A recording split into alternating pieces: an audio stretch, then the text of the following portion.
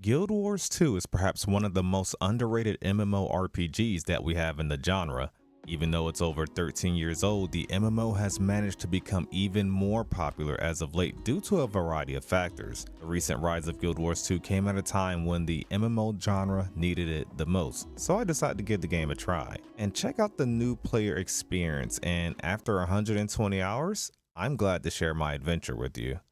So hello gamers, it's Nyce, and hope all you MMO refugees are having a nice day. Today we'll be discussing a secretly amazing MMO, Guild Wars 2, and why there's so much hype right now. First, I want to thank all of you for 20k subs, truly means a lot. If you're interested in more content like this, be sure to subscribe and leave a like on the video as it helps others to find it. With that out the way, let's get into it. Ah yes, what a lovely world. I think this would make for a great thumbnail. And wait, what's that? Is that coming for? Yep. Okay. Anyways, Guild Wars 2 released way back in 2012, making it into the rare club of MMOs to see a decade of live service. The MMO has seen a huge influx of returning players and new players alike. The timing of this influx, or resurgence if you will, was quite a blessing for developer ArenaNet. Because you see, Guild Wars 2 just recently released its expansion Visions of Eternity October 28th of 2025. However, not only was there an expansion, but also on October 28th, MMO New World, at the height of its popularity after quite a comeback via the launch of Season 10, announced it will be shutting down eventually, having given its last major update. This news came as a shock to many and left a lot of people MMO homeless.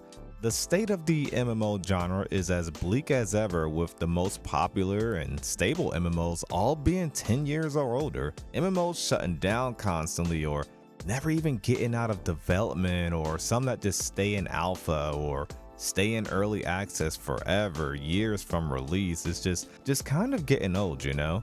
New World players wouldn't be the only MMO refugees flocking to Guild Wars 2. A lot of creators and players from other MMOs would soon find this gem of an MMO hidden in plain sight. For those who aren't aware, I was a part of that crowd that essentially was left without a main live MMO once New World shut down, or planned its shutdown. Not only have I played it for a lot of hours, it was admittingly one of my favorite MMOs, and I've done a lot of content for it.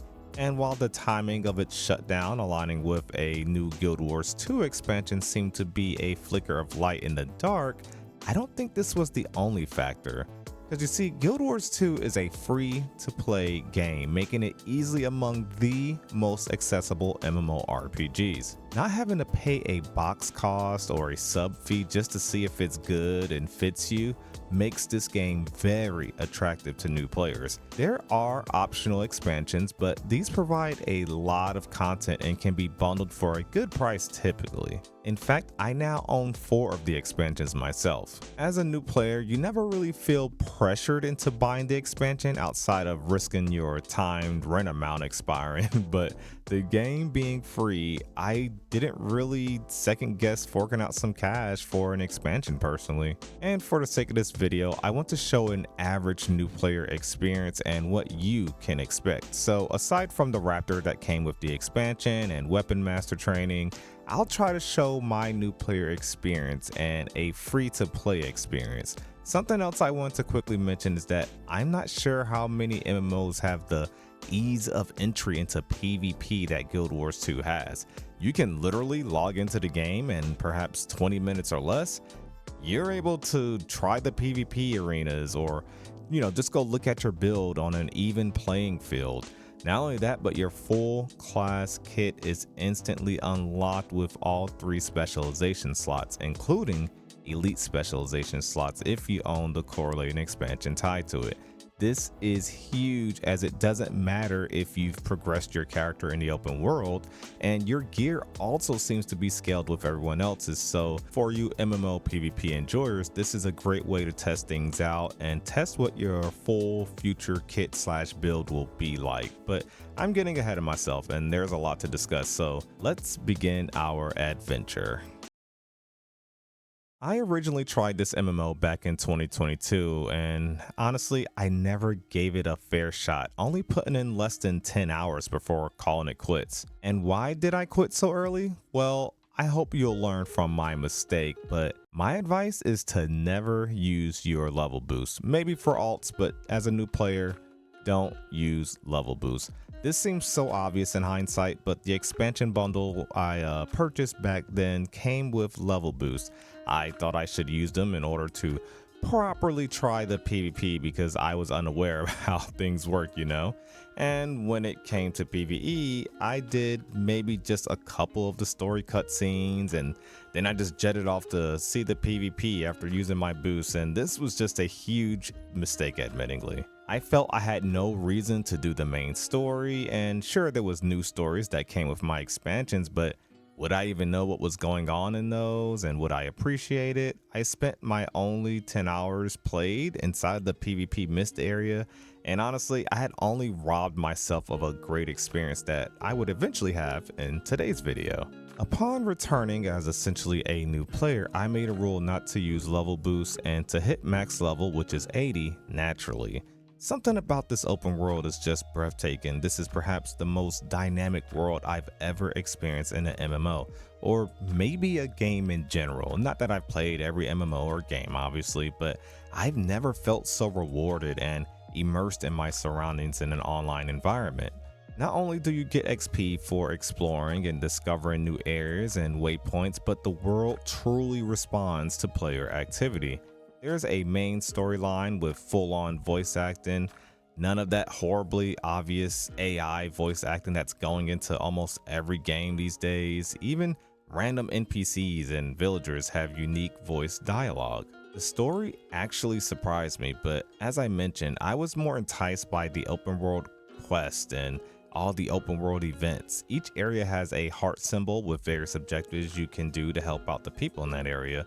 This could come in the form of killing enemies, finding them hiding in bushes, delivering goods, throwing snowballs, shoveling something, drinking ale, or literally the most random things you can think of. And all the while this is going on, a random world event can occur right next to you, and these are very rewarding. The world is truly dynamic, and it seemed like if players ignore a hostile situation or fail an event, then it could affect that area. So basically making it so that you can't fast travel there, and maybe it changes the event that happens or the NPCs that spawn there or something like that.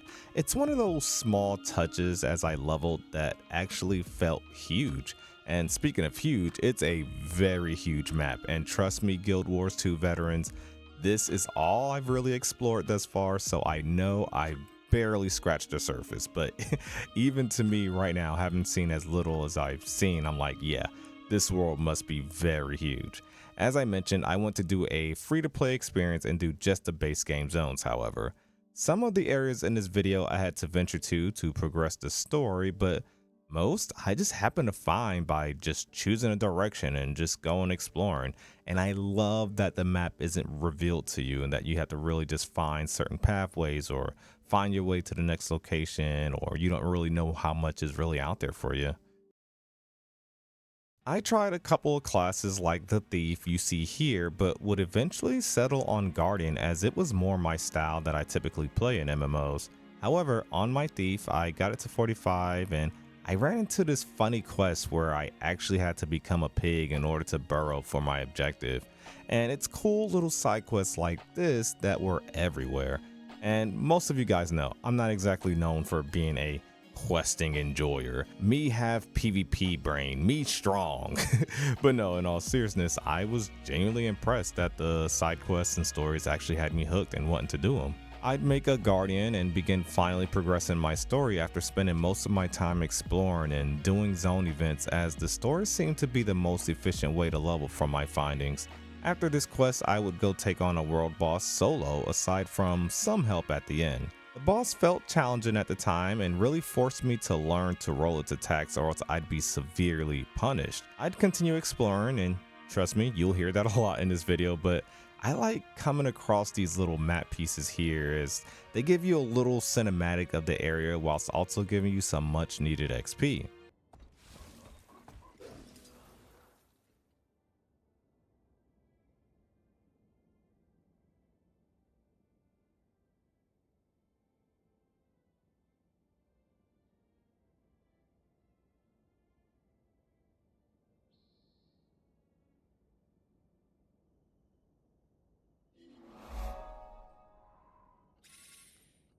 I was 28 now and came across this rift barrier. Not knowing what I was getting myself into, I decided to participate by catching these shards that were shooting out of it, and then you take them and you bring them over to the rift to cause damage to it. After its destruction, a rift portal would open, and well, I don't think I'm supposed to be soloing these things, especially at my level. However, I survived, but my DPS was far from efficient, as you can see in the background. I did get lucky though. Apparently these events are happening elsewhere and other players completed it, and thus the cavalry, aka people with actual DPS, arrived. We would eventually actually complete the event. No spoilers, but I was kind of caught off guard by what followed.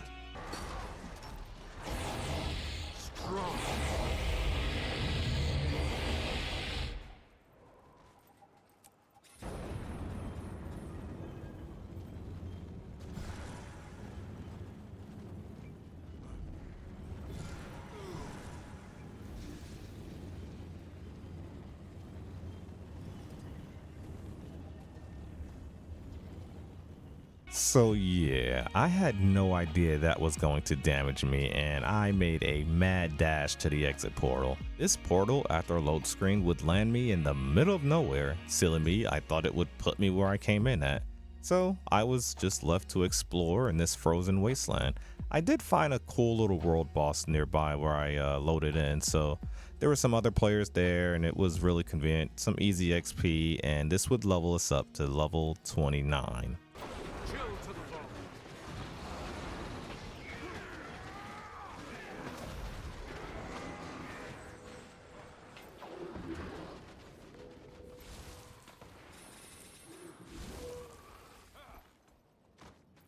After hitting level 30 in that area, I was able to continue the story, which for the most part had level requirements about every 10 or so levels if I recall.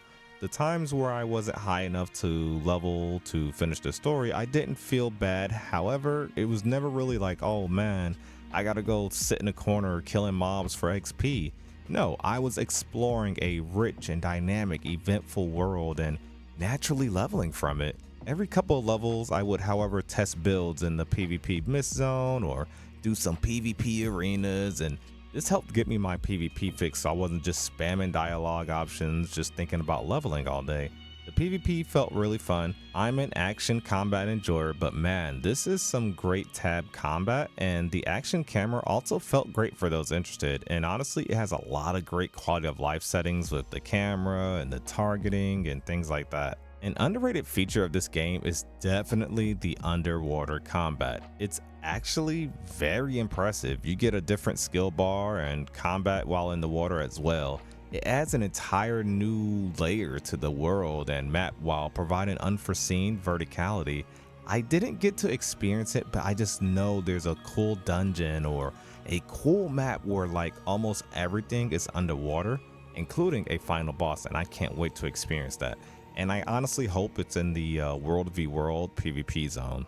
Another little thing I liked discovering were those hero challenges scattered everywhere throughout the zones. Mini challenges or fights to reward the player. Haven't really felt overwhelmed by any of them thus far, to be honest, but I like that each one has been entirely different from the last. At level 34, I would do my first dungeon. I was with a fellow new player I found via the game's in-game LFG tool. It was perfect as neither of us was overpowered, breezing through everything, and it was both of our first time. It was a decent beginner dungeon and we succeeded on our first try. I was now level 39 and continuing the adventure. I'd start my day easy, just, swimming, catching some crabs under the water, and this was a fun area quest, but then I'd run into a very tough world boss. After attempting him solo, I got my ass whooped, but then I came back with a vengeance, and I'm gonna admit this fight was about 15 minutes solo. I'm not gonna show you all that, so just enjoy this quick little snippet of it. But I mean, come on, I'm just a support tank. At level 42, I continued the story. However, I took a quick break and logged into my level 80 necromancer to get my weapon master training, which only took like an hour of expansion story. Weapon master training would allow for me to test weapons on my build I normally have access to once I'm level 80 and equip a certain elite specialization for. What this expansion, or rather this upgrade, did is let me, not have to wait until 80. I'd switch back to my main, and now I'm 50 after some story progress. At level 51, I finally found me an underwater hero challenge, and I was very curious if these even existed.